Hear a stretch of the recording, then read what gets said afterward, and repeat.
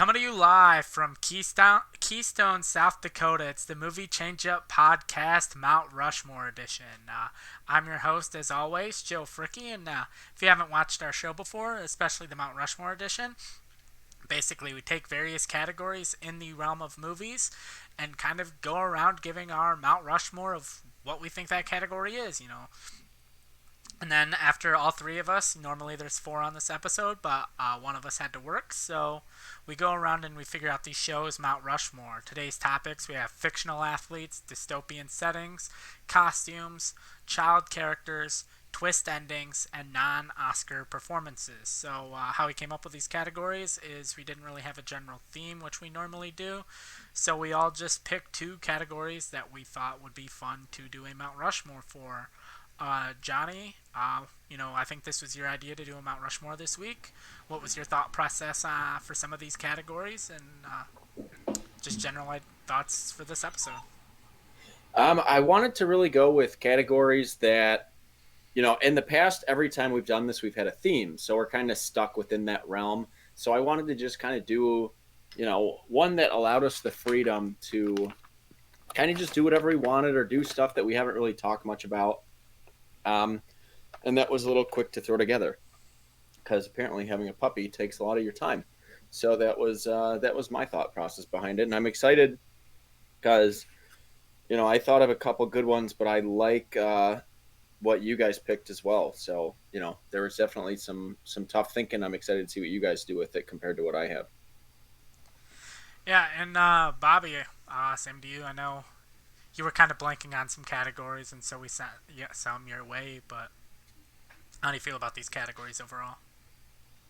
Yeah, it was tough when it's so broad. It's like, and I was working too, and it's just hard to come up with just a random categories, but I think we landed on some good ones. And my thought going in was, because they were pretty broad for a lot of them, I went with most of them were pretty iconic things or something that I thought would be a true like Mount Rushmore. And there's a couple of picks that I know are more personal that I definitely want to just bring up, and I'll fight for them, but we'll see if they get on and or if you guys have any other thoughts on it. But I always like throwing in some in there to try to fill a spot just to be able to talk about a movie I like or a performance or something to that effect. So it should be fun to talk about them. I always like the Mount Rushmore episodes, a lot less combative than our usual pitches. I don't know. Johnny can get these a little heated at times. Yeah, I said a little less combative. A little less. All right. Yeah, I'm going to have the power of Philly behind me today. All right. I'll surprised you're not an Eagle right now. Yeah. It was very hard to see out of it.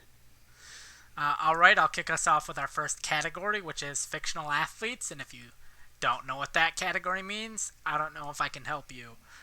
So I'd like to start off with the clear and obvious choice. The one I assume will probably be on both of your lists is Rocky Balboa. He's, kind of one of the OG like fictional athletes. He has a statue built of him.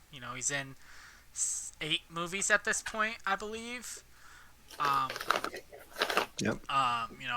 We've seen a full arc of his character from, his beginnings as a boxer all the way until him becoming the mentor and kind of even the end of his mentor arc. So had to include Rocky Balboa.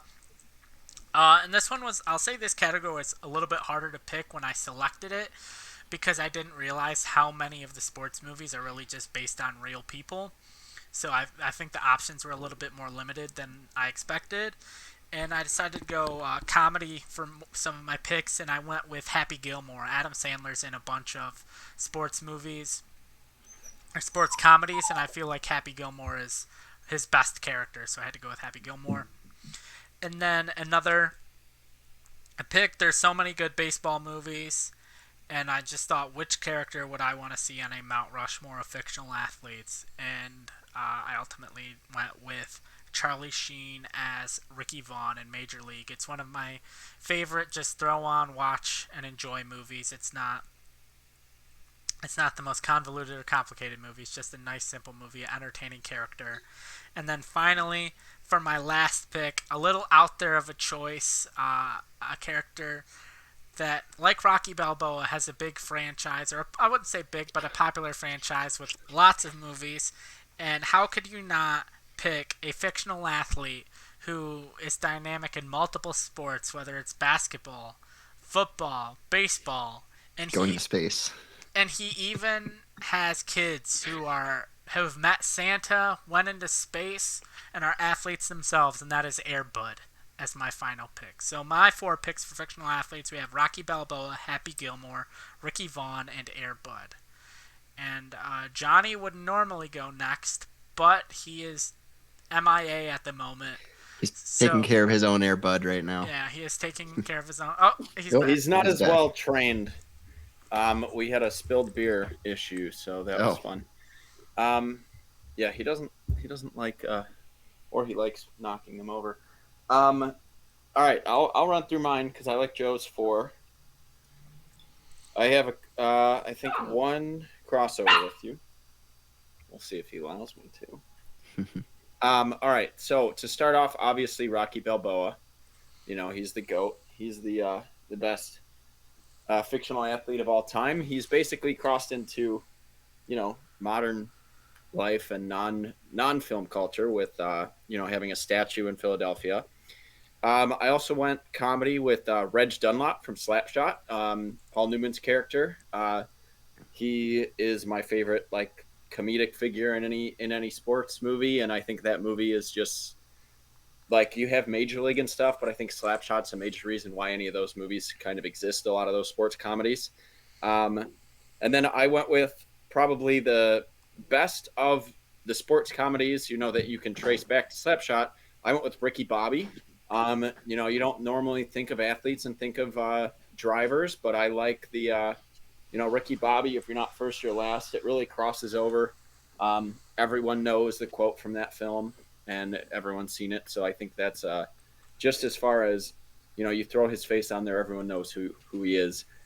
And then I went with an interesting pick for my 4th choice. I don't think he has a chance to make the final Mount Rushmore here, but I wanted to give a shout out to Johnny Utah from Point Break. He is an athlete in the movie. He surfs and does all the X game type of stuff, but he also was a college quarterback, and that's never really shown in the film. But Johnny Utah, all-time athlete in films, and it kind of shows in a movie that's not exactly a sports movie, you can still kind of have some of those big sports action sequences and have a character with that history. So I went with Keanu in Point Break, the great Johnny Utah. Yeah. That's my 4th pick. Weirdly, one of 2 movies where Keanu Reeves plays a Heisman-winning quarterback from Ohio State. So Yeah. Shout out to The Replacements, Yeah. a classic. Shane Falco almost made my list, but I'm like, no one outside of a select few people care about that movie, so I can't include it on a Mount Rushmore. All right, that brings us to Bobby. Yeah, so far everyone mentioned either is on my list or I considered them, except for Keanu there in Point Break. I didn't think of that. I like the creativity there. But to start out, I mean, the obvious one is Rocky Balboa. That's a gimme. I think that's going to be that's the slot when you chose this category. Everyone just kind of knew was one of the 4. Next, I do love Happy Gilmore, and I like Adam Sandler a lot in that movie. But I think the best character athlete in that movie, and to represent kind of a villain character, is Shooter McGavin. I think we put him on the Mount Rushmore for movie comedy villains before, and I think he deserves a spot on just fictional athletes as well. One of the best characters created, I think, in that era for the sports comedy, and a lot of iconic quotes and lines in that. My next one is, like you, Joe, I have Ricky the Wild Thing Vaughn from Major League, Charlie Sheen's character. I think that's just such a fun character. When you hear that song, if you're a fan of that movie and you've heard that song, every time it comes on, you think of him. It's just his look's great in the movie. He creates some good funny moments. And again, I like the sports comedy, so that's kind of where my head went a lot of the time with these picks. And for my last one is an interesting one because this is someone who is based on, yep, there it is. It's someone who they kind of loosely based on a real person, but they changed the name and a lot about them in order to kind of fit the movie. And that's Dottie Hinson in A League of Their Own. Gina Davis's character, I think, to represent a female athlete on it, one of the best, a really great sports movie, and one of the few that portrays a female athlete very kind of really well, and is kind of one of the star players. So I want to go with that, and also just good movie, good character, like the performance. So I think he fits. All right. So with that, we have Rocky Balboa, which all three of us have on our list. So I think Rocky's a lock, which I kind of assumed going into this. And then two of the three of us had Ricky Vaughn, which I think also makes him a lock. And then Bobby and I both had someone from Happy Gilmore. I had Happy himself, Yeah. and Bobby had Shooter. So I feel like one of them should make the list. If you have two people from the same movie, I feel one of them probably should make the list. Yeah, and I do really like the Slapshot pick, but I don't know. Like, I love Slapshot, and maybe you can say like it did kind of launch a lot of the comedies, but I think it was kind of more perfected later on, and like looking back on it, some of the comedy doesn't quite hold up, but it's still, I still love Slapshot, but I don't even know if that character is like my favorite thing about the movie. So like that's probably the reason he was, I considered him, but I think like Shooter and Happy kind of go above him a little bit for Yeah, me. but I'd say, I mean, I know both of you have Vaughn, but Reg Dunlop definitely goes above uh, whatever his name is, Wild Thing from Major League. I mean, I don't even think that's close. I'm surprised that he made the list, and like that movie's good. I like Major League. It's a pretty good sports comedy, and he's probably the most memorable thing in it, but he's not the best character. And Reg Dunlop makes Slapshot work. Like Paul Newman should have won an Oscar for that performance. He's insane in it, and I think he's the most incredible like performance in a in a movie, a sports movie in general. So I think you got to go with him. But if we're gonna go with you two voted for someone else, I'd say Shooter over Happy for sure, Okay. because you already have like Adam Sandler did The Waterboy and a few other movies, and it kind of is those characters to a lot of people. Didn't exactly grow up with Happy Gilmore. We'll still call him like Billy Madison. So I think Shooter McGavin is the standout of that for sure if I were to pick those. So obviously Rocky and Shooter, and then if we go with Vaughn, I do like Bobby's pick. I've never seen A League of Their Own. Don't really care about baseball movies that much unless it's Major League or Moneyball. So I don't know much about the movie, but I know that's an iconic character in a movie. That one is well one regarded. that I didn't think of at first, but when I looked up, I'm like, is she really a real person? And she's not. And they kind of just kind of loosely did. So I'm like, that fits for me. Yeah, I'm good with that pick, especially like with Shooter, with not having with. I know Ricky Vaughn and Happy Gilmore are both on my list, but I think for an overall list, they both are kind of the similar character of this weird outside guy coming in, and kind of seen as like the lower class version or whatever. So I understand not picking Yeah. both them, and I like Shooter McGavin as a character, especially for Mount Rushmore being the villain character, and then Dottie Henson number one for like the female, and then she's just different, very different than everything else we have on our list. So I'm good with those four. Okay. So I think we're locking that in, and so our overall Mount Rushmore for fictional athletes, we have Rocky Balboa, Ricky Vaughn from Major League, Shooter McGavin from Happy Gilmore, and Dottie Henson from A League of Their Own. And that brings us to Dystopian Settings, which is Johnny's category, and I assume he's here, so I'm just going to kick it off to Johnny. And maybe he's not here, and so we will end on Johnny. Yeah. So Bobby, All right. if you're ready I to can go. start us off. Yeah, and this is interesting because there are so many, and I bet this is one that once I hear some, that'll probably maybe knock some off my list. But these are the ones that stood out for me, either in a running franchise or just something that I think started something or was just stood out in one movie. But my first one is Future Australia in the. All right. Bobby glitched out. Don't know what on there, but Tristan, who's Am I back? I can hear you now. All I heard was Future Australia. Okay.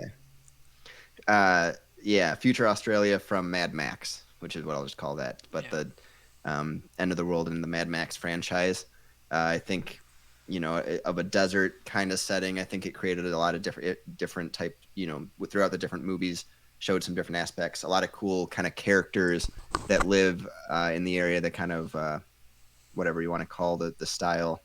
And it's it's been a running franchise that's kind of recognizable, so I like that one. My next one is kind of to represent what was the big trend for a while, was the dystopian kind of young adult novels to movie adaptations. That's Pan Am from the Hunger Games. Out of all of them, at least I think that world is the most fleshed out. Even if the franchise kind of fizzled out for me near the end, I really did like Pan Am and the world that they created with the districts and all that. So I'm going with that. For a comedy, I'm going with Idiocracy. So America in that movie. I think, again, trying to fit some different genres in there. And I think Tristan, when he sent his, had that in there as well, which I like. And then my last one that I picked is the future LA in Blade Runner franchise. So both Blade Runner and Blade Runner 2049. Specifically for me, the way it's shot in 2049 really kind of puts you into that world, and it makes you kind of feel it. It's really a character. The setting of the city is a character, so I really like that. They're kind of just all the colors and the rain and everything. So yeah, there's my 4 for dystopian settings. All right, and I will go to my 4 because Johnny had to take Philly out. I'll start off. My first one, I chose the movie Metropolis. It's kind of the OG of dystopian movie settings. Basically, any movie that shows a futuristic city, whether it's Blade Runner or even Gotham City in kind of the 90s Batman movies, took inspiration from the look of the city in Metropolis. So I wanted to go with that to give kind of a shout out to the OG dystopian setting. I also went with Mad Max, the future kind of desert. I think a lot of other ones took inspiration from that in the kind of like desolate landscape look. I too also went with Idiocracy. I wanted a comedy angle. It's different than most dystopian settings where everything kind of is mostly just like a little bit overgrown, and the city itself is like functional. It's just everyone in it is a moron. And then another one, I decided to go a little bit different of a route, and that's a movie that may pop up in a future category here, and that is the Planet of the Apes, with where it's just different than the others, where apes have taken over the world, and the Earth has fallen into chaos. So those are my picks: Metropolis, Mad Max, Idiocracy, and Planet of the Apes. And then Tristan, who is not on this episode because he had to work, his 4 picks. He chose 1984, which I guess was a movie at some point, which I shouldn't be shocked by. He chose Idiocracy, Brazil, which is a movie I still have not seen. I've heard a lot of people praise it, but I've never watched it. And Wall-E, which I think is a really good choice. I don't know if I thought good about animated that, but choice. that's a really good choice. And then he also submitted his picks for fictional athletes. He chose Rocky Balboa, obviously. He chose Ricky Bobby. He, like myself, made a smart choice and chose Air Bud. And then his other pick that I don't really know is a fictional athlete is Mr. Miyagi. Maybe if he was on this episode, he could defend that choice. But I don't see Mr. Miyagi as a fictional athlete. He's a coach, trainer, but not an athlete really himself. And Johnny told us to keep vamping. He will be right back. So you know what? Let's try to guess. Oh, he's back. Oh, he's back. All right. So did you? Yeah, it might be. I'm back for a second. All right. I heard Bobby's picks. I didn't hear all Joe's picks. So I chose Mad Max and Idiocracy like Bobby did. I also chose the movie Metropolis and Planet of the Apes. All right, cool. Then I think 3 of the 4 of mine have been mentioned. I chose Mad Max as well. I think that's a great pick. Planet of the Apes. That's an obvious one, I thought. Yeah, I forgot about it for this one. And then the other obvious one I thought was Blade Runner, so I agree on that. I'm not a huge fan of the first movie, but it's just such a cultural phenomenon, and I really loved Blade Runner 2049. and it establishes that world better than a lot of those futuristic movies does. And then I went with one that I don't think has been mentioned. I went with The Matrix. That was I think probably that my is, 5 pick. Mm-hmm. yeah, that one I think is like super iconic. They're obviously bringing the franchise back pretty soon here, and maybe you don't think about it as like a society as much because you don't exactly see the outside world. You're in the Matrix, but that is the world. You know, it Mm-hmm. shows enough of everything, and I think the Matrix. I thought these four, like this was a hard one to think of, but I thought the four that I picked were like the grand slam home runs. So I can hear a defense on a couple of the other picks, but it's going to be hard to persuade me off these four. Well, my thing was I've considered both Blade Runner and Matrix are both my 4 and 5, but I decided to go with Metropolis because without that you don't have those two. And but we do only have 4 with multiple selections. Mad Max has 3, Idiocracy has 2, Blade Runner has 2, and Planet of the Apes has 2. Yeah, and honestly, those 4 stand out. Because Planet of the Apes, I actually just, when you mentioned it, I forgot about it for multiple categories, and I just went and replaced one of mine later on because I'm like, that is a much better pick than one of mine. But I think that's a given. Metropolis I like as like the first one, but I think as far as iconography and like memorable nowadays, like it's not one that gets like the world itself was limited in how you could portray it in movies at that point, and they kind of built on that later on. Yeah. I'm okay with like Blade Runner making it in over Metropolis just because I feel like has become more iconic over time, but I just had because I had Blade Runner down originally, and then I remembered thought about Metropolis, and I swapped them out. But if we want to stick with those 4, I'm good with that. Yeah, that's good. I think I think Idiocracy, that I considered it, but in the end I didn't think I don't know. It's a funny movie. It's like a cable funny movie, and I love it. But I think it hits a little too close to home with a lot of what happened, recently in times that it kind of doesn't feel like a dystopian future anymore. It just feels like what happened. Yeah. And I considered a few other like Running Man type stuff like that were fun movies or like at least had classic like stuff, but. And Matrix, I think, like you said, I think we just don't see enough of the actual society. Yeah. Like we see we think of it as more of a digital world, in the Matrix. That makes sense. The other 2 that I had on mine that I didn't that were not mentioned were Snowpiercer and Soylent Green. Yeah, I thought both of those have pretty good established worlds, and Soylent Green is like a pretty original one too. Old school one. Yeah, and obviously those have a lot to do with each other. Yeah. You get some of that Soylent Green stuff in Snowpiercer. All right, so that wraps up our overall Mount Rushmore. We have Mad Max, Idiocracy, Blade Runner, and Planet of the Apes for a Mount Rushmore of dystopian societies. And then that brings us to costumes, which is Bobby's category. So, Bobby, what is on your Mount Rushmore of movie costumes? So this one's interesting because there's so many costumes, and when you hear the word costume, you think of superhero movies for the most part. But I tried to limit it to just one superhero movie.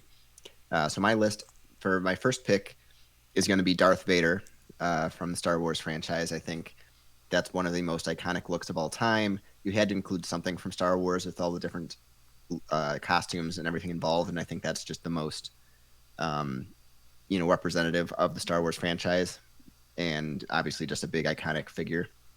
The next one is going to be, I had to pick, I feel like I had to pick Batman. I know you could pick Christopher Reeve's Superman costume as like the first big superhero movie, but I think that the 1989 Tim Burton Batman movie kind of took superhero movies to a new level, and the Batman costume, even just the silhouette of it, not even just when you see it in full light, but the silhouette is so iconic, and the cowl and the cape.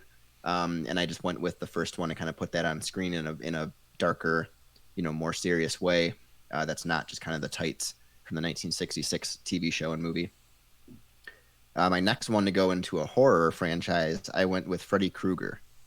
You could go Michael Myers. That's maybe the more simple look, but I prefer the Freddy Krueger look with the knife hands and the burnt face and the sweater and all that and the hat. And I think that has become one of the biggest best horror looks of all time, and just the character's a very good villain character instead of just kind of an ominous figure that kind of walks towards you.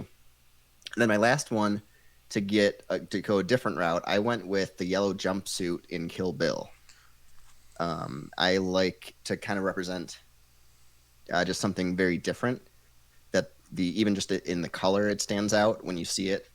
You may even forget about it, but as soon as you see that yellow jumpsuit, you know exactly what it's from, even though it is referencing other movies. It now has become iconic with Tarantino and with Kill Bill, so I thought that would be an interesting pick to throw in there. All right. And so that brings me to my uh, list of movies. And like you, I have Darth Vader as well. And a franchise known for its costumes and looks, I think Darth Vader is the most iconic and stands out. I understand some people might pick Boba Fett, but I feel like overall Darth Vader is the most iconic, and he's the center of that franchise. I also chose a. I didn't also choose because that's our only similarity, but I went with Indiana Jones. I feel like it's a simple look, but it's one that whenever people do a franchise that's similar, whether it's in movies or video games, they kind of copy that general look, and it's super iconic with the fedora and the bullwhip and the like semi-opened button-down shirt and the satchel. It's just a look everyone knows.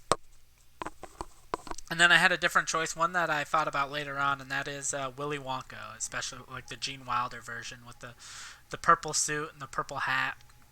You know, if you just saw that on a mannequin, you would immediately know it was it's the Willy Wonka look. If you saw someone out in the street, Or the Joker. Well, I feel like the top hat kind of. Yeah, I know. Yeah, and then like everyone would immediately know like that's Willy Wonka. If you saw someone on the street wearing that, you'd be like, oh, they're dressed like Willy Wonka. And then finally, for my last pick, I decided to go with Dorothy Gail from The Wizard of Oz, just because of like the simplicity of it, but it's still iconic as it is. It's just like a blue and white plaid dress with red ruby slippers. Like there's nothing about it that makes it like cinematic or like to stand out outside of like normal clothes, but still if you saw someone wear that, you would just question like why are they dressed like Dorothy from The Wizard of Oz. And so I wanted to have something that kind of represented something that was very simple but still became iconic because of the movie it was in. And so those are my four picks: Darth Vader, Indiana Jones, Willy Wonka, and Dorothy Gale. All right, so I had four pretty different picks until I kind of thought of it more as I wanted to stray away from what I just consider an outfit. That's not a costume. And I think there was some mention in both years that I wouldn't consider costumes because I think you have to have some sort of costume design. So that is what I tended to go for my list. I just picked the four most iconic. You know, you could argue they're pretty similar, but I think as far as costumes and costume design, these are the four most iconic in my opinion. The creature from the Black Lagoon is my first one. That's a super iconic costume for a movie monster. And you know the character disappears. The character is the costume. It's not associated with a name of a character, and then you just happen to know what outfit they wear. It's just that costume is the creature. And then I thought the same for if you want to get specific with it, because I just went with Planet of the Apes from 1968. But I'd say Dr. Zaius probably is like the most iconic one there. That's another one that just inspired so many movies going forward. Even up until the Tim Burton attempt at Planet of the Apes, which honestly the costumes in that are probably the best part of the movie. And then I went with Godzilla. I mean, the classic Godzilla costume, the guy's wearing, breaking toys and making stuff look real. That was so iconic that when they tried to do, the lizardy, more dinosaur-looking one in the American Godzilla in the 90s, everyone just wanted him to be killed and go back to the original Godzilla look. So that stuck out. And, Kong versus Godzilla was such a big movie, and that still draws from that classic Godzilla costume. And then I went with the other one I went with is the Xenomorph from Alien. Just functionality of that, the way that worked. If you look at how that costume was designed, how it came together, and then the final product of how the movie actually looks, it was kind of like Jaws. Like they thought this was kind of a doomed production, and it just made it work. And Alien again, like you don't have that iconic costume. Alien is not a franchise. The first movie is good, but it works because of that specific costume and that creature design. So that's the direction I went towards. Originally I did have like Batman from '89, and I had Bruce Lee's yellow jumpsuit, which is the reason that Yeah. the bride has that in Kill Bill. And then, but I just wanted to go more towards like what I consider costume designs, and rather than just like, oh, this is an outfit a character I know wears. Yeah. So that's where I went with. Yeah, you definitely went a different direction, whereas you went more character design type thing rather than like a costume a person in the movie wears, like so Yeah. definitely. Yes. So this would be hard to different figure ones out in there. because we only have one that's doubled up, and that's Darth Vader. Everything else only has one vote. So this is where the actual debates are coming Yeah. in. Is there one that anyone has on their list that you heard and you're like, oh, that I'm like, wish I had put that, or that stood out to me? Because there is one for me that I was like debating on, and then as they said it, I'm like, yeah, I probably should have put that somewhere on my list, and that's Freddy Krueger. If you want to include the entire Yeah. makeup and all of that as well, as part of the costume. Right. Yeah, and because the reason like I strayed away from, because I at first did think of like Alien and Planet of the Apes, is like I felt like those were more creature designs almost, and like it's a very different thing. But I do think that including at least one of those on it Oh yeah, definitely. would be good. So I think like Yeah. Darth Vader, Freddy Krueger, one of the character design ones that is like from Johnny's list, should be the third. And I don't know if you have one that you think is like the best of your list, Johnny. I would say, I mean, Creature from the Black Lagoon is the most old school and like what originated all this, basically. But I think the Xenomorph from Alien is what you got to go with here, because the fact that that's practical and looks so scary in that movie, and going forward, I think that's what you got to go with. And then I would fight for Batman on mine, but I don't, if I'm going to pick one of the other ones, because we already have Batman, or we already have Darth Vader and Freddy Krueger, but I think just because I think the point that Bobby had the bride's yellow jumpsuit proves to me that we should have Bruce Lee's yellow jumpsuit, Yeah, because I think that. that has had such a Yeah. cultural relevance on so many movies going forward, and just the whole kung fu scene. Like as soon as you see that, like Joe said, you see that on a mannequin, you know exactly what character and what actor that was. So I think that was my only one like tough to take off, but I just wanted to go with costume design, so I did. But that one would have made my list. But like, and it sounds like you guys agree, but the other one I would say is Batman, because I had that one too, and I did have Freddy Krueger on my initial list, so I agree with that one. It was Also, Enter the Dragon that the yellow jumpsuit was from, right? Or Enter the Dragon, I think, was the first one he did it in, but I believe it was in a couple of his movies. Yeah, so 'cause it that's might the have even thing. been before that. yeah, I couldn't pinpoint. It's just so where iconic with Bruce Lee that like it's definitely Enter the Dragon. That's the one you know it it's from. the same for sure, costume, but- so I'm fine. Yeah. I just said the Kill Bill because that's probably the one that people recognize it from nowadays. If you're not a Yeah. movie buff, Yeah. like but I get that. So I'd be Right. good with that one, but I would also be good with, Batman. I think is a pretty iconic costume. So my thing with Batman is it's so like it's an iconic costume, like inside and outside. but it of wasn't movies. functional. Yeah. It was, Like that's my other thing with like if you're gonna go that route, it's an that's iconic fine. costume, but and the reason I took that off is just it's kind of poorly designed, and I went more towards like what were greatly designed things, because you can't even turn your neck, and they still haven't really fixed that problem up through like the new ones until hopefully the Matt Reeves Batman. So I think that kind of hindered. It looks like they franchise a did little in in the that, long but- run. Yeah, that's fine with me. I'm good with like Bruce Lee's yellow jumpsuit, unless you want to throw a different one in, Joe. No, I'm good with that. So that means our Mount Rushmore for movie costumes is Darth Vader from Star Wars, Freddy Krueger from The Nightmare on Elm Street, the Xenomorph from Alien, and Bruce Lee's yellow jumpsuit from Enter the Dragon. And that leads us to... Oh, and before we get that far, I will read Tristan sent us in his... I'll be right back. All right. 4 movie costume picks.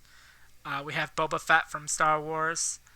We have Ralphie's Christmas bunny costume from A Christmas Story. We have Audrey Hepburn's Breakfast at Tiffany's costume with the black dress. And then we have Elle Wood's kind of also pink rabbit Hmm. costume from Legally Blonde. And that leads us to my child character, uh, Mount Rushmore. For my first pick is one that I assume will probably be on at least one of your lists, and that is Kevin McAllister in Home Alone. He's the iconic child star of that movie. I feel like is hit that character and Macaulay Culkin in that role is so iconic to the point that you could still argue that Macaulay Culkin is an A-list celebrity still because of that movie 30 years later. I also went with Elliot from E.T., another iconic child star, and especially because Henry Thomas is really mainly known for that role. He's gotten work now as an adult working with Mike Flanagan, but it's an iconic role in a classic Spielberg movie. And then because there are so many children in horror movies, whether it's Damien in The Omen or Cole Sear in The Sixth Sense or the little girl from Poltergeist, I had to go with a little kid from a horror movie, and I decided to go with Danny Torrance in The Shining, who is, I feel like, one of the only uh, child or like kids in a horror movie to get a movie focused around them as an adult with Doctor Sleep. And then my final pick, because there are so many kids in animated movies, I wanted one, and I bounced around different ideas. I thought about Boo and Up. I thought about Andy and Toy Story, and I ultimately decided to go with someone a little bit newer and someone that maybe I didn't necessarily grow up with, but a lot of kids in the generation behind me did, and I decided to go with Russell from Up. So my four picks are Kevin McAllister from Home Alone, Elliot from E.T., Danny Torrance from The Shining, and Russell from Up. And Okay. Johnny is out walking Philly again, I assume. Yep. Probably. So Bobby, it is your move.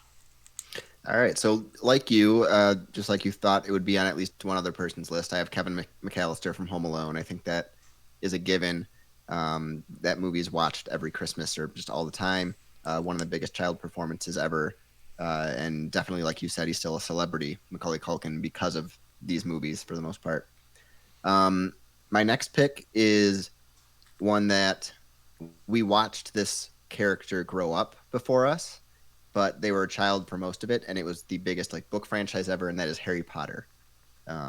I think that is one of the biggest movie franchises of all time, and a lot of people grew up with the character as he grew up, watched it happen, develop as a character. I think that just as a as a pop culture phenomenon, I think that works for a child character. The next one I have is someone that I think has become like a very different type of child character. Like has become memed. It's become a costume. People identify with this kind of gothic character, and that's Wednesday Addams from the Addams Family. My first celebrity Uh, crush. yeah, and maybe a little bit older than some of the other child performances we were thinking of, but I mean, still young, and a pretty iconic look and character from multiple, the TV show, the movies, everything, and just kind of pop culture, but also the two movies that came out, and then the animated ones now, and then the last one. If we're doing child characters, I picked one that their entire character is based on the fact they are always a child, and that's Peter Pan. So I went with Peter Pan specifically. You can go with the Disney one because that's probably the one people think of, but they've done that movie multiple times. And never grow up. That entire thing. It's So you're not kind of when picking you think of. Hook. I'm not picking Hook. No, this is, not Robin Williams, unfortunately, in that one. Even though I love Robin Williams, but not picking his character. But he grew up, Yeah. so no longer a kid. All right. All right. Interesting choices there. I think I have maybe one or two similarities. I know I agree with Tristan on at least one of these, or two of these, I think, because I have Kevin McAllister from Home Alone. Iconic kids character, obviously. I have Reagan from The Exorcist for my horror kid. I slightly above Cole Sear from The Sixth Sense, and then I went with Ham from The Sandlot. I think it's such a character that is so popular in pop culture, and especially nowadays because most of the people in in media and our celebrities grew up like the same time we did and were big Sandlot fans. And Ham was the most iconic character for sure, from the Sandlot. And you still see Sports Center and everything making tweets about him and catching up with him. And now he's big on TikTok, the actor. So I think he's just stayed so relevant for so long that he's one of my favorite kid performances of any movie, especially because he's just only associated with one thing. And then I went for my fourth choice. I also have a Pixar movie, Joe. I think, or not Pixar, but I have an animated movie like you two do. But I went with Moana because, like Joe's argument of, I didn't grow up with this, but now kids are. Moana is the new, like, bigger than Elsa character that people are growing up with. And she's just a badass, and she's an awesome character, and that movie's amazing. So that, I think, is a good representation of, like, the next generation. I think we kind of have on this list like a good like spread out amount of movies here, and I think that's like one for the Mount Rushmore for the future generations. So I think Moana is a good pick there. All right. So Kevin McAllister is locked in. We have all three. I feel like we have to decide which animated character makes it in between Moana, Peter Pan, and Russell from Up. Ed. Yeah, I mean, it's tough because I think Peter Pan, as far as Mount Rushmore, is like, he is the forever child character that's been in plays and movies and everything, but more relevant now and maybe more relevant going forward might be Moana. Yeah. I think Russell, I really like Up, but I don't think Russell is like the most memorable part of Up. Yeah. And I would I would say too, as someone who has like nieces and nephews, I still see Frozen and stuff a lot more around than I see Moana. And so if we had to vote for animated, I would vote for Peter Pan just because I don't know how much, like, cause I mean for me, I prefer Moana over like Frozen and all that. But if we were like, but I still think Frozen is still the more popular franchise over Moana as far as animated. Yeah, agreed. So I would vote for Peter Pan. I think if you're gonna go, I mean, I'd be okay with Elsa over Peter Pan, but I think Peter Pan is so past the point of relevance in pop culture and everything. Like Mount Rushmore, yeah, it's like iconography, but it's also like what's still iconic in today's I was fighting with that realm with if you're looking sure. at it. And I don't think Peter Pan is very relevant outside of the one Disney movie and like Hook. There has never really been anything interesting. There is currently a movie that's going to be coming out called Peter Pan and Wendy. Yeah, so like they just keep trying and like no one cares about the franchise. It's kind of a dead franchise at this point.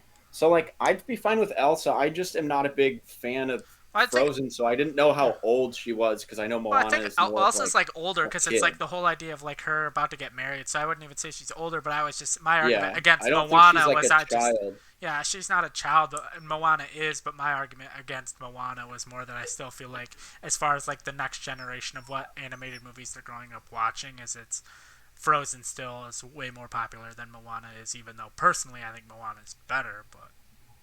Yeah, Moana is definitely better.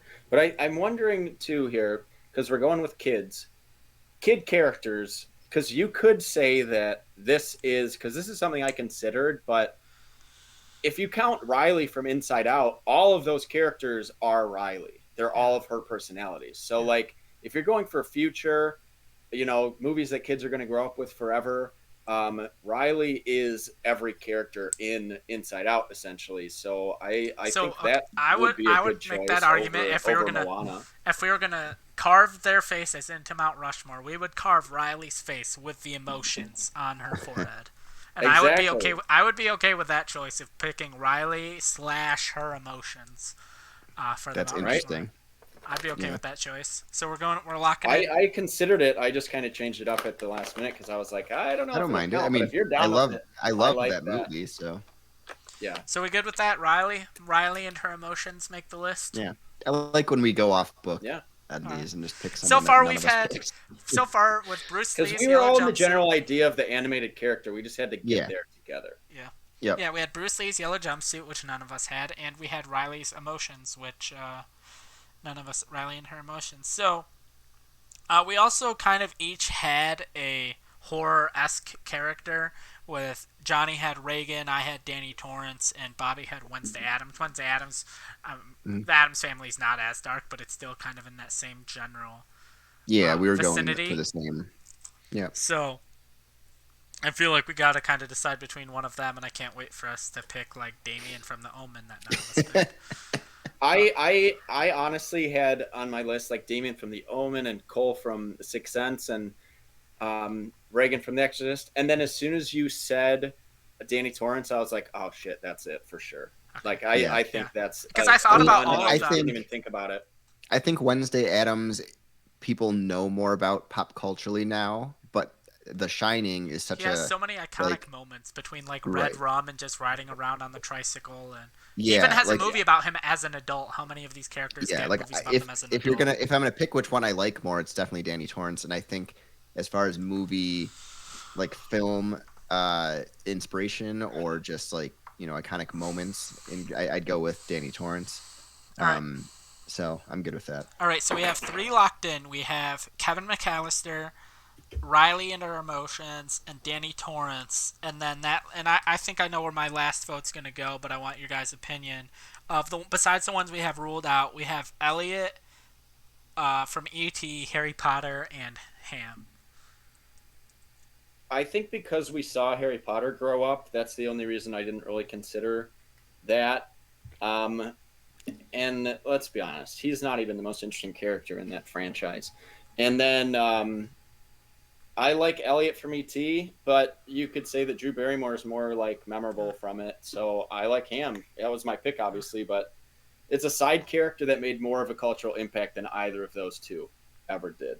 I don't know if I would. I don't think that's not true about Harry Potter. There's not Ham lands. Oh, Harry Potter, that's true. but as an 11-year-old, like no one gives a shit about the 11-year-old Harry Potter. Yeah, I mean, see, my vote would almost be for Harry Potter for the fact that separates him apart. Like, okay, we have Danny Torrance movie as an adult, but like the fact that we saw Harry Potter grow up and like that. And he's the lead character that I'm most just people kidding. care about. I would definitely pick Harry Potter. I didn't even think of it. I was just trying to fight for Ham real quick, but no, it's definitely Harry Potter. I love Ham, but I almost picked Benny the Jet Rodriguez just for one, the name, and two, just he was the cool one that everyone looked up to. And that I was considering some Sandlot guys, but I thought about Ham as well. So that locks in. Our 4 is Kevin Mcallister from Home Alone, Riley and Her Emotions from Inside Out, Danny Torrance from The Shining, and then Harry Potter from the various Harry Potter films. And Tristan sent in his picks as well. He also chose Kevin Mcallister. He chose Annie from the Annie. Yeah. He chose Alice from Alice in Wonderland, which is another good animated pick. But I think it goes kind of in Johnny's argument that he had against Peter Pan would be the same for Alice in Wonderland, of how much staying power does this really have. And then he also chose Reagan from The Exorcist. Which brings us to our next category, which is twist endings, which I believe is Johnny's category. Yes, it is. So for twist endings, the twist ending of this show will be if Philly falls asleep by the end of it. But my twist endings are The Sixth Sense. It's a cultural phenomenon. It's something that, people know that twist before they've seen that movie, and it kind of ruins the movie in a way. But if you haven't seen that movie, whether you grew up with it or not, the I See Dead People. Probably more so than the movie nowadays. If you're born, in the 2000s, kids still get that reference.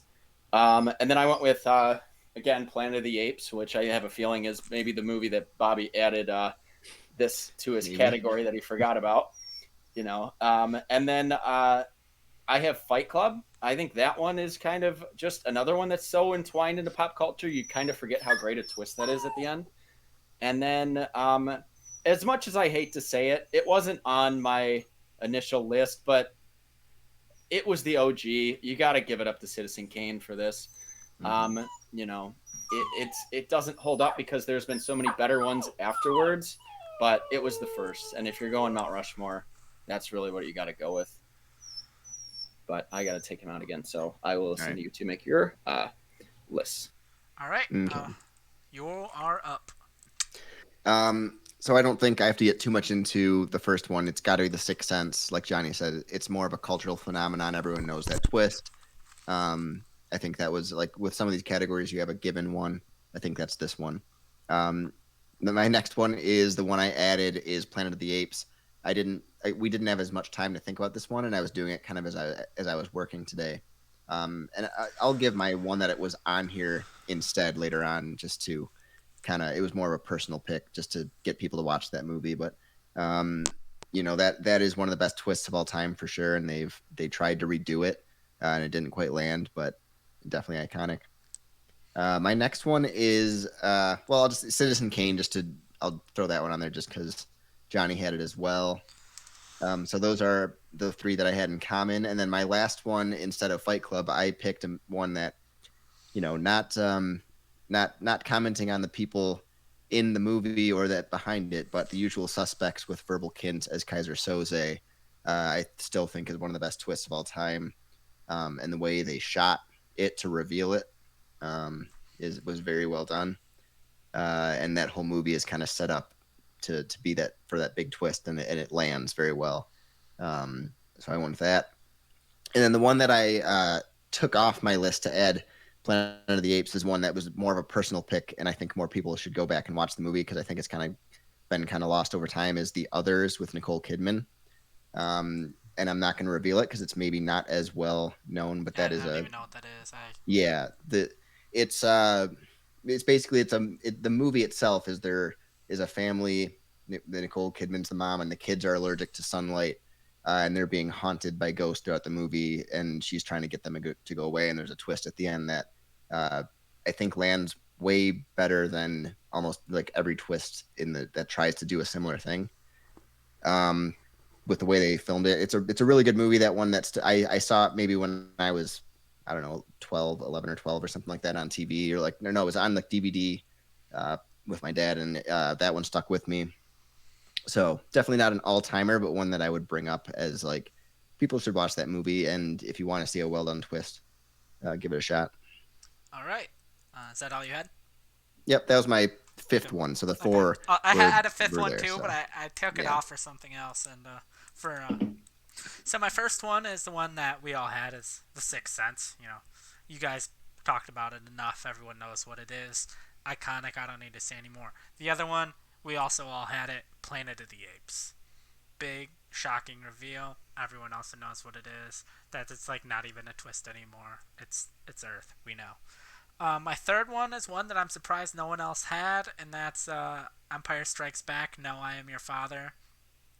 I thought it was big, iconic movie that changed the course of one of the biggest movie franchises of all time. And I think without that twist, I don't know how much staying power that has because that entire franchise is really built around that moment.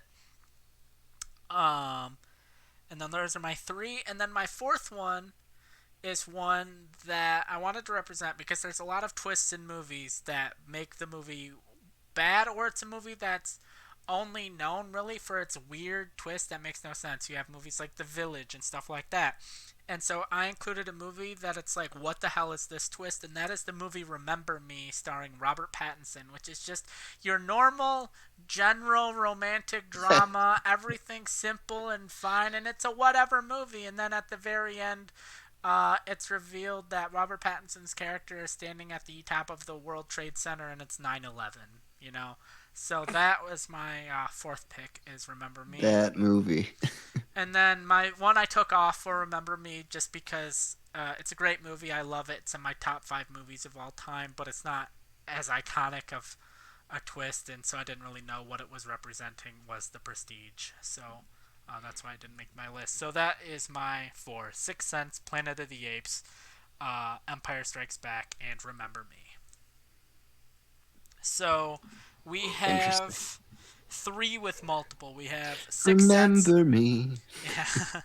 We have not that movie. We have Sixth Sense has 3, Planet of the Apes has 3, and Citizen Kane has 2. The reason I personally didn't include Citizen Kane is I felt it was more just a reveal and not really a twist. It's not like they had you thinking one thing and then with the Rosebud reveal, it's like, oh, it's something completely different. It's more of just a reveal to make you I guess, change how you view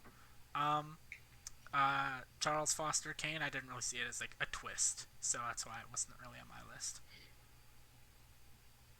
Okay. Yeah, I'm fine with it not making the list.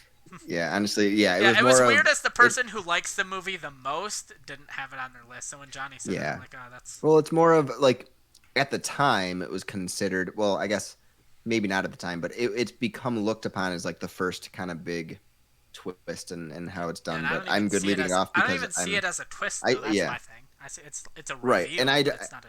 yeah. So I'm good leaving that one off too, even though Johnny and I both had it on the list. Like, it inspired maybe a lot of things, but I don't think that it's one that people are going to look back on as like a big, shocking reveal twist in a movie. So that's fine with me. All right, so I think we can lock in Citizen Kane, Sixth Sense, and Planet of the Apes. Yeah, And after that. so that leaves us with Fight Club, Empire Strikes Back, Remember Me, and The Usual Suspects, each with 1 vote. So does someone have one that wasn't on their list, but they heard it and they're like, "Oh, if I had thought of that," or maybe for you guys both, taking Citizen Kane off, would you have replaced it with one of the other ones? I honestly, Empire. at this point, yeah, Empire is so ingrained into my mind that I don't even think of that as a Same. twist, so I didn't consider that. So as soon as you said it, I'm like, okay, well, it's got to be Empire because yeah, that is a twist, and it's something that just I feel like nowadays, like I take for granted that maybe if you've never watched the franchise before, you don't know that, but even like most people just know that I am your father thing that but it's just like the Sixth Sense, like people know that before they see the movie. The other one that I had, like old school one that I took off for Citizen Kane, was Soylent Green. Just because I feel like that one is something that has inspired a bunch of different movies. And then the other one that I didn't mention that I maybe at this point, because knowing Citizen Kane's not going to make it, I should have just made a stronger case for Old Boy, because I think that one is another one that is such a, I think a good twist is a twist that completely you want to rewatch the entire movie and kind of figure out the steps and processes afterwards, and Old Boy does a really good job of that. And I think that one too, like even if you don't watch foreign films, so many people have seen Old Boy, and a big reason for that is the twist. So if I could redo my list, I would just take Citizen Kane off and put Old Boy on, which I should have done in the first place because Old Boy is a much better movie. And before we get but to Empire for sure. And then what are you guys thinking for the fourth one? Do you guys have any others? I want to make a case. So Tristan sent in his 4, and so his 4 were The Sixth Sense, obviously Planet of the Apes. He had Orphan, and then our oldest movie. Orphan's a good one, but it's not iconic, but it's a good twist. We have Empire, which is our oldest movie, but he also has Psycho on his list. So I just wanted to bring up Psycho as a potential option. Is that a twist or? I mean, that's one of my things. I haven't seen Psycho in a while, so I can't really remember like the format of the movie and the layout of like when the reveal and all of that happens. To know like, is that a twist ending or is that like something? I could think it's almost like in the middle when it's everything's. No, that's It's the end. I guess. That's at the end. That's a twist ending. Yeah. Mm-hmm. I'd be down for Psycho. Yeah. So we have Suspects. I think are all valid options. Or Remember Me if we wanted to go that. I mean, we're not going with because of we're not going with that. Because of the people involved. Even though I really do like the movie, I'm good getting rid of Usual Suspects. That's fine with me. So that's a movie that's dead and doesn't exist anymore. So I don't know what you're even talking about. So we're down basically between potentially Fight Club, Psycho, or Old Boy. I'd go Old Boy or Psycho, honestly.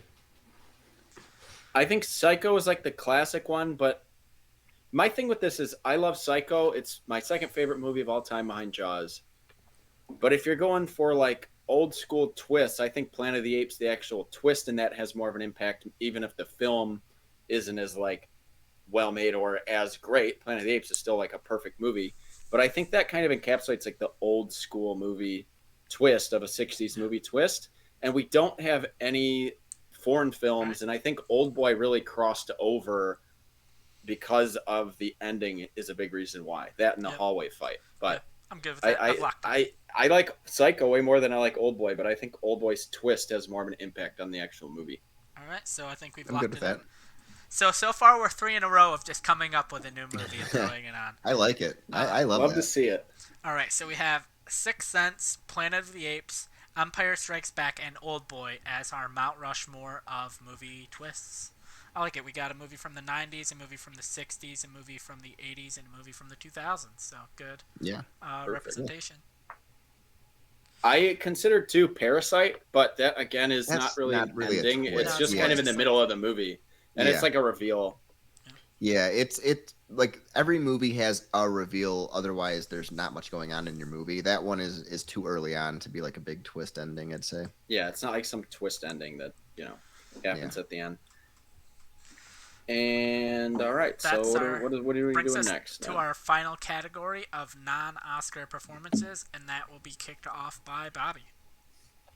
Yeah, so this also, is Philly fell asleep, so twist ending. the twist has completed. This is I think the broadest category because there are so many We great could have performances. 12 different options here. We right? really Sometimes, could.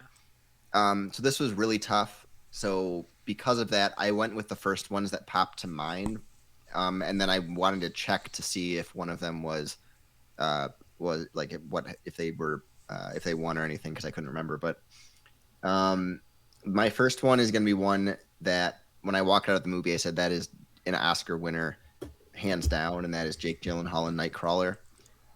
It's a crime that he wasn't even nominated for that movie.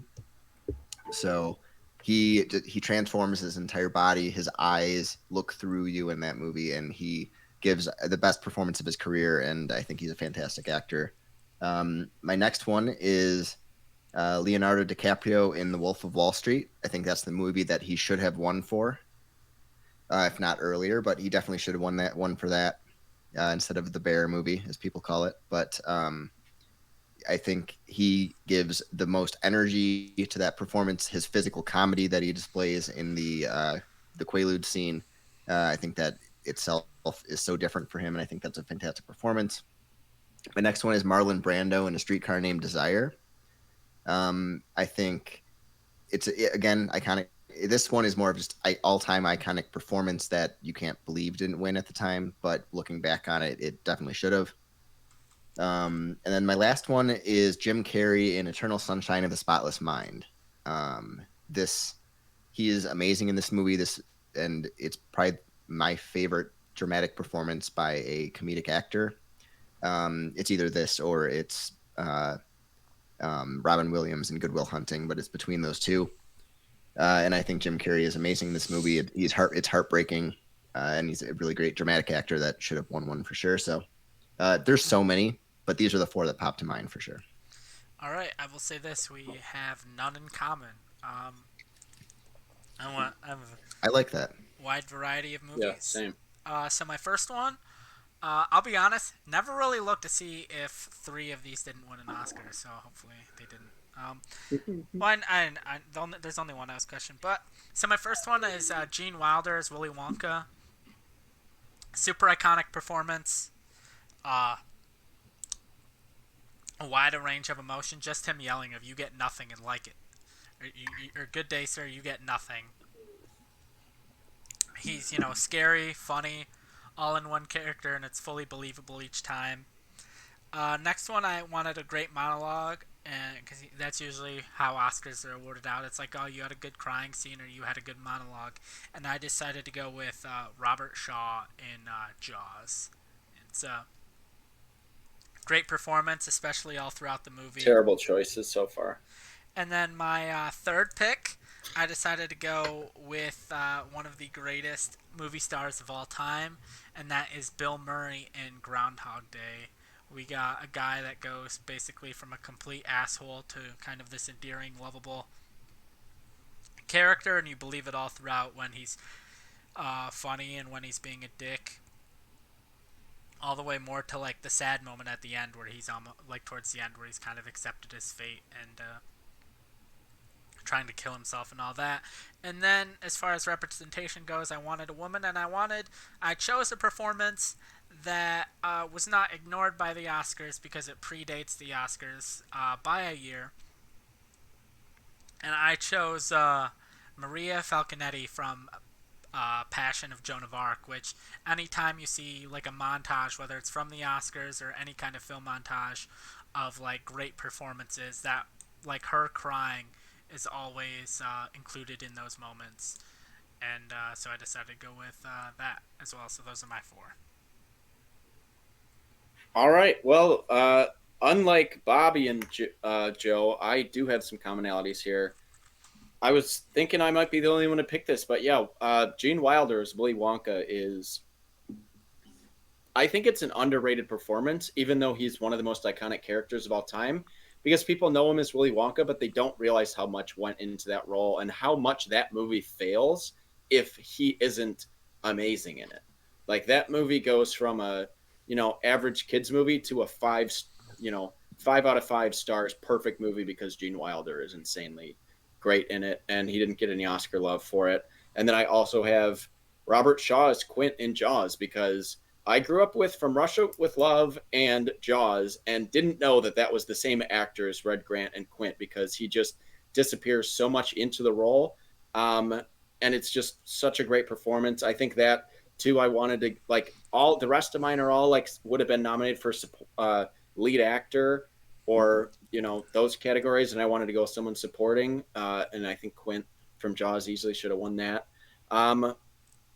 I I considered Eternal Sunshine, but I just think overall that's not even Jim Carrey's strongest performance over The Truman Show or Man on the Moon.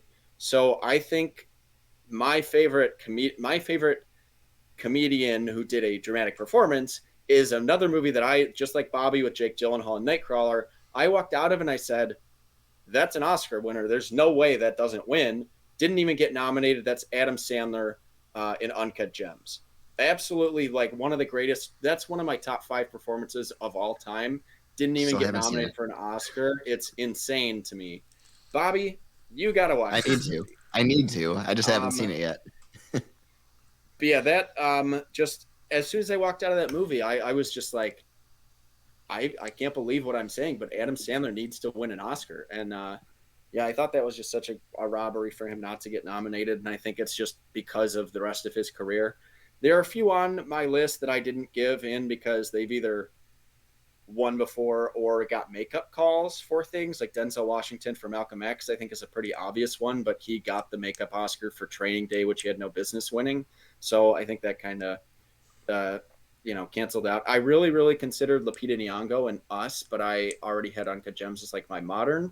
So my fourth one is someone who has won Oscars, but you can make an argument that this is his best performance of his career. I would say it's his second best behind Raging Bull, but that's Robert De Niro as Travis Bickle in Taxi Driver. Insane that he wasn't even, I don't even think, nominated for an Oscar for that movie. If he was nominated, he didn't win. And that is like such an iconic performance, and he's incredible in it. And just like Joe said, like with the Oscar scenes when they pull like the Joan of Arc stuff, so many montages of the great acting of all time and stuff have the "you talking to me" clip from Taxi Driver, or him holding the gun out with his fingers. But I just think that for him to be such an unlikable type of character, but to give such a likable performance in it, it's not an easy role to do. And I think that you still, like with Joker coming out and with all these movies like that, just never stopped inspiring later performances. I would even say like that was a big inspiration behind Jake Gyllenhaal and Nightcrawler. So I think that's just like, one of those really dark performances that stood out to me. So those are the 4 I ended up going with. So Willy Wonka, Quint, Travis Bickle, and Howard from Uncut Gems were my 4. All right, so we have 2 that I think are locked in because there are only 2 with multiple votes, and that's Gene Wilder from Charlie and the Chocolate Factory, or Willy Wonka and the Chocolate Factory, and then Robert Shaw as Quint from Jaws. I like both those. I think we can lock Yeah. those 2 in. And then, did anyone hear anyone that they or hear one that they're like, oh, I should, but wish I thought of that, should have included that on my list? Willy Wonka, which is already on there. All right. Yeah. I had Nightcrawler on my side list, but Yeah. I think just in I general, think that would be out of my list. That's one I would fight for because I think that is one of the great performances of the 2010s or whenever, like that was 20 what 13, 14 or whatever like that. I think that is criminal that it did not even get nominated, and it's one of the best actors working, his best performance, and he didn't get any love.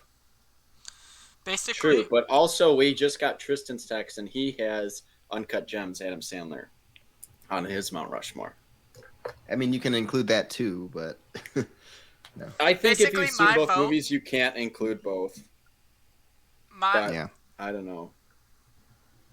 my vote would be of the next two would be the two of the three of Jake Gyllenhaal and Nightcrawler, um, Adam Sandler in Uncut Gems, or Robert Downey or not Robert De Niro in Taxi Driver. I think our final two should be of those three. My vote Yeah, and would they're be pretty Robert De similar Niro and roles Jake Gyllenhaal, personally. because But I Bobby haven't has seen not Uncut seen Gems, Uncut Gems. so I know. Bobby, the fact that it's Adam Sandler tells you how great of a performance it is because No, but I like no one's be because fighting for him. Yeah. yeah, I otherwise. like Adam Sandler, and I think that he is Apparently good in not dramatic because you haven't seen roles, his but best movie. I Idiot. haven't had the chance. But Yeah, Hubie um, Halloween. I'm talking about obviously, yeah. which I did recently watch, and I actually had some enjoyment out of it. But um, I love Uncut Gems, and I think I like the movie Nightcrawler. I mean, at the time I liked it more, but Uncut Gems I've just revisited so much more. That stands out to me more. Joe, you've seen both. What would you go with on So that for my final performance-wise? two, I think Because I think De I Niro think for sure. okay. Here's what I'm thinking. Jake Gyllenhaal and Nightcrawler was like my initial like when I heard this, that was kind of where my mind initially went. But I think as far as if we want to talk but I ultimately didn't include it because I'm like, okay, I've seen Nightcrawler I think twice, and it's been a while since the last time I watched it. But I think if we want to talk representation, which is kind of what the Mount Rushmore is about, I think Robert De Niro in Taxi Driver is more iconic, and it's a similar type of performance. That's and fair. and I feel Yeah. that Adam Sandler in Uncut Gems is the representation of the modern performance and the recent performance. And Yeah, so that that would works for probably me. be where my votes go. My vote goes as Adam Sandler as Howard in Uncut Gems and Robert De Niro as Travis Bickle in Taxi Driver. I'm not going to fight too hard against a movie I haven't seen. So, and I love Adam Sandler, so I'm good with that. Also, Tristan sent us his list, which includes Marlon Brando and On the Waterfront, which he did win the Oscar for. So I don't know if he meant Streetcar Named Desire or just didn't look up that he didn't win the Oscar, but he sent that, and I was like, that He can't be won right. for And I looked that. it up, and Yeah. he won the Oscar for that movie. Yeah. But also shout out to, I mean, if Marlon Brando didn't win for On the Waterfront, that would definitely be on it. And I just think that's a slightly better performance than Streetcar. That's the only reason I don't think Yeah, that I just that know makes like it. everyone knows like Stella and all that, Stella. and Yeah. you know he is great in that movie, and it's before On the Waterfront and that. So I that's why I included it. But I'm you're more of a Brando fan than I am, so I figured it would be on your list. I considered it, but Yep. my favorite performance of his is, outside On of the The Waterfront. Godfather and On the Waterfront, which Yeah. he won for, is Apocalypse Now. Well, And, fair. it's a big reason he didn't win Oscars because he was impossible to work with. Yeah. But the final product came together, and he was insanely good in that movie. But also Tristan's, just to throw some of his out there before we finalize ours in case anyone changes their mind. So he had Adam Sandler in Uncut Gems. He had Brando from a movie he won the Oscar for. He had Deborah Kerr from In Affair to Remember, which I've never seen. I'm just assuming she won the Oscar for. And then Andy Serkis in Planet of the Apes or Lord of the Rings, which I think is reasonable. Yeah. I like the pick. I wouldn't replace anything for it, but I No. really like those picks. Yeah. No, I'm good with the four we have if we want to lock those in. All right. Yeah. I am too. All Yeah, right. I don't know the shit about that Joan of Arc movie, so sorry, old. I'll be person, honest, I don't know. never I don't actually either. watched it. I just know. Yeah, I of was course just, you haven't. I just I've looked only it up. seen. Yeah, It's just I've like seen the clips same of with it. the Travis Bickle. It's always in those montages, and it was the year before the Oscars. So I'm like, oh, let's, for representation's sake, let's give one to one that was like from before the Oscars even existed, and that's why it didn't win. And so our overall show's Mount Rushmore sounds very similar to Johnny's list. We have Gene Wilder as Willy Wonka and Willy Wonka and the Chocolate Factory. We have Robert Shaw as Quint from Jaws. We have Adam Sandler as Howard in Uncut Gems, and Robert De Niro as Travis Bickle in The Taxi Driver. Not Robert Downey Jr. No, but that is my 4. Yeah. So I'm happy about that. I'm honestly surprised by that because I figured, I mean, we would have so many across the board. I really did consider Lupita Nyong'o and Us, but I just didn't want 2 super modern movies. Same reason I took Nightcrawler off. I just had to go with my favorite performance of the 2010s. Yeah. Basically for those. And that's mine. So. Yeah. So I honestly also considered Robert Pattinson in Remember Me? Not. Yep. You got it. In Remember Me. Good Time. No, in Good Time, because Yeah. until I saw that, movies. like until I saw Uncut Gems, I think that was my favorite performance of the 2010s, and then I saw the Safdie brothers' next film and was just blown away because I it's tough for me too because the reason, like, I watched that movie and Jake Gyllenhaal disappears, but I'm still like every scene I'm like, okay, well that's Jake Gyllenhaal. I just lose myself in Uncut Gems and forget that that's Adam Sandler, which is insane to me that I can do that because he's just even more of like a figure I grew up with than I need Gyllenhaal. to watch it. So that's what kind of edges it over. And Bobby, you definitely need to watch it. It's the fuck. Oh, he's not an athlete. Never mind. I was gonna say, how did I not include him in our fictional sports characters? But it's fictional athletes. Yeah, athletes, sports characters. I mean, if we want to say Kevin Garnett's not fictional. So Kevin Garnett is a fictional athlete Yeah. because it's not his real life that happened in. Yeah. Allegedly. Allegedly. Yeah, it's based on a true story. It is. I mean, it's true. All right, so I think that wraps it up for the most part. Any final thoughts I from think anyone? so. Any final thoughts? No, just these are always fun. I mean, I like when we go off book, especially with one like this where we didn't have as much time to prepare. Yeah, we came so up we're with kind of this brainstorming. Yeah. We came up with this idea to do a Mount Rushmore yesterday, I think. Yeah, last night, and then we made it work because we're good at this. Yeah. And my dog fell asleep, towards the end of it, so that was fun. But now he's sleeping, so it works. All right, so I think that wraps up our show. For Teddy Doopsevelt, Bob Abraham Lincoln, and George Washington, I'm George Washington. Without further ado, goodbye. Hey, thank you for watching the Movie Change Up podcast. We'd really appreciate if you liked, commented, subscribed, and shared us with anyone you think might be into what we're doing over here. Thank you. Have a nice day. Yeah, I was like,